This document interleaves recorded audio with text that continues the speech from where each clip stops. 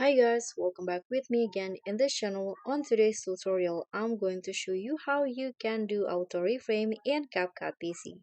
So the auto reframe will allow you to change the ratio of your videos, but it will make sure that the object is still on the frame.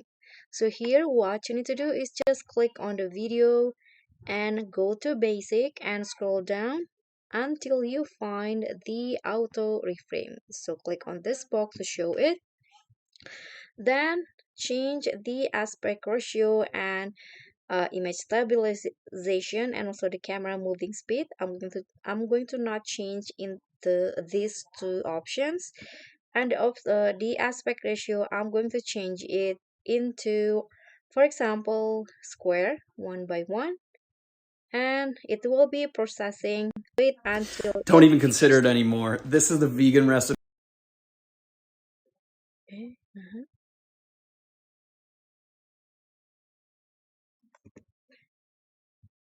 Okay, so now the auto reframe has been applied. You can just click on the ratio in here to change it also into square like this, and that's it.